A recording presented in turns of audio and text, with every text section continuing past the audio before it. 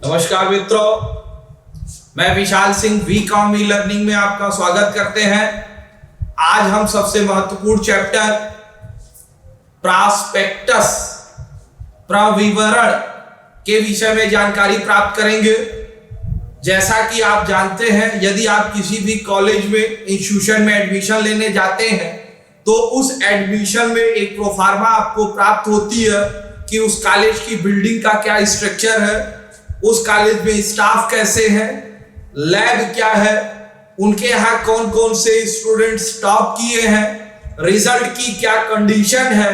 वह एक बुकलेट आपको मिलती है जिससे आप उस कॉलेज के विषय में, इंस्टीट्यूशन के विषय में जानकारी प्राप्त करते हैं।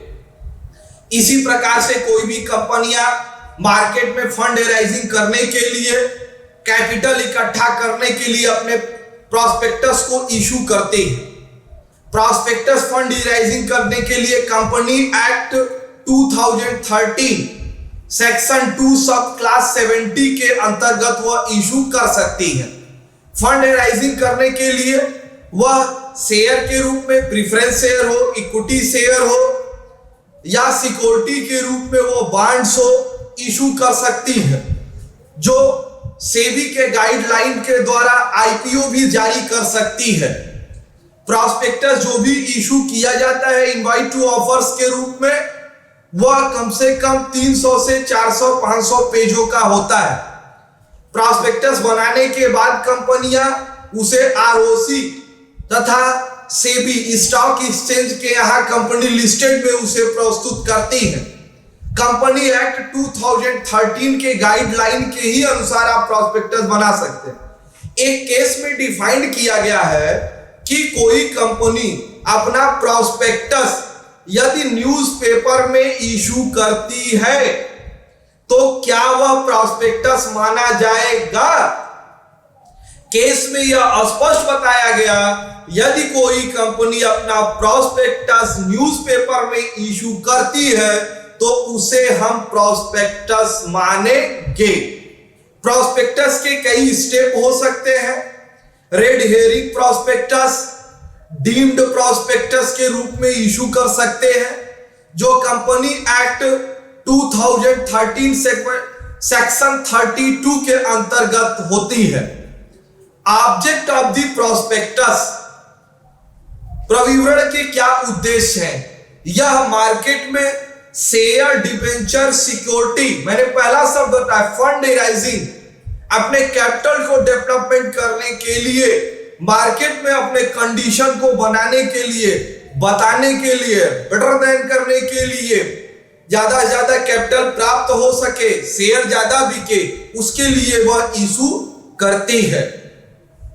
सेकेंड कंडीशन है कि प्रॉस्पेक्टस में कंपनी अपने सारे कंडीशन, कुछ शर्तें अगर स्पेसिफाइड है तो उनका उल्लेख करना होगा। Object of the prospectus in third condition, prospectus में यह घोषणा करनी पड़ेगी कि उसमें ऑथराइज्ड पर्सन, कंपनी के संचालक ऑब्लिक या उसके द्वारा अपॉइंटमेंट एजेंट, उसके लिए अगर कोई लायबिलिटी बनती है तो वह उत्तरदायी माना जाएगा। प्रॉस्पेक्टस में एक इंपॉर्टेंट चीज आती है, डेट ऑफ द प्रॉस्पेक्टस।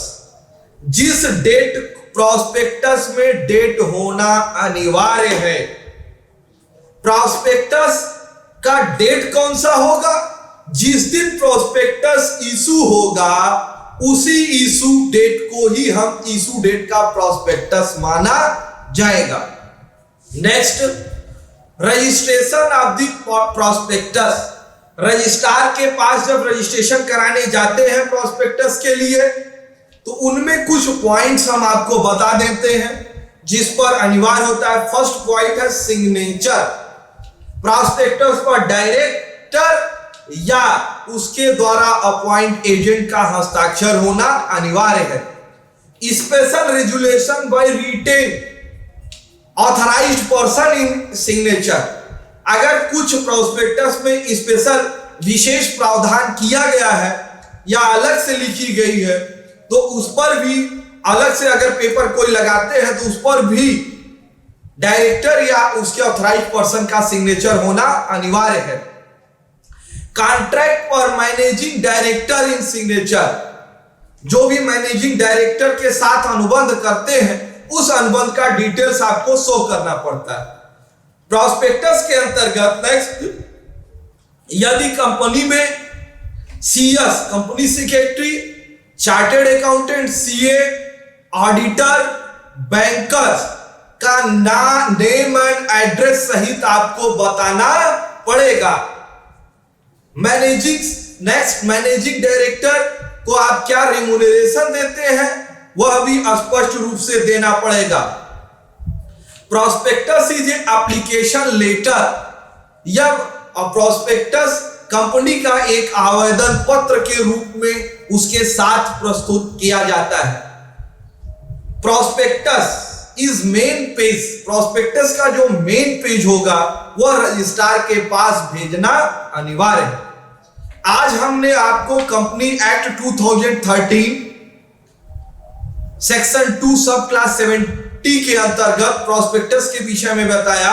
इसका मूल उद्देश्य यही है कि कंपनी फंड एराइजिंग कैसे करती है। नेक्स्ट चैप्टर में फंड एराइजिंग करने के लिए वह डीम्ड प्रॉस्पेक्टस, आरएचपी दोनों को इश्यू करती है, वो नेक्स्ट वीडियो में मैं डिटेल बताऊंगा। कंपनी एक्ट के विषय में हम आपको जानकारी दे रहे हैं।